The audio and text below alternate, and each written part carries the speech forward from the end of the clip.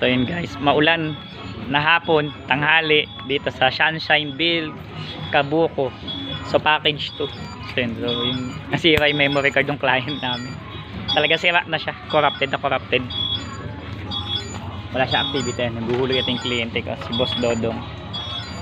Package 2. Anong black and lot yung bossing? 42. Black 42 lot? 42, 42? Black 14 lot 2. Black 14 lot 2. Black 14 lot 2 package 2. Dito sa Sunshineville, Kabuko. May tindahan, one stop shop.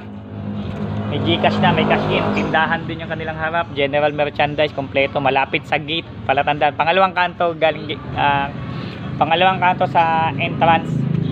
Paglagpas mo ng entrance ng arko ng Sunshine, pangalawang kanto. Black 14 na yun, yung unang tindahan yun din. So yun, so okay na. So bali yung vendor is hindi talaga siya galing sa amin. Kami lang po yung nagme-maintain. Ayun si Brother Rowell, ayun yung vendor. Tinetest na lang po yung quality ng pag-insert. Yan. So yun na lang. So yun, okay na. So mamaya kita-kita tayo pa Sinay Central tsaka Kapipisa. Yan. Kaya magkaalaman. Yan, shoutout doon sa tropa ko dito kay Rose. Yan. Tapos kay Ate Adi ng package 4, kay Ronald Barbasa, kay Bugs ng package 4 din. Maraming salamat po.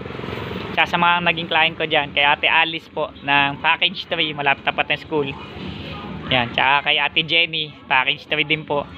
Yan, maraming salamat sa inyong lahat sa pagtitiwala sa PC mo, gawa mo. Walang sawa. So ito namang Sunshine, hindi naman po talaga ka-pioneer dito, pero somehow yung service natin ay gustong-gusto nila. At saka kay Sir Ali. Yan. Sir Ali ng package 2 din. Yan. Tapos pang mga Muslim. Maraming salamat po. Kay Mark Saigo, sana mabisita ko din yung mo, Tapsiha Mumbago. So okay na to. So okay. Yan, nag-internet na siya. Okay na po. PC mo, gawa mo. Don't forget to subscribe.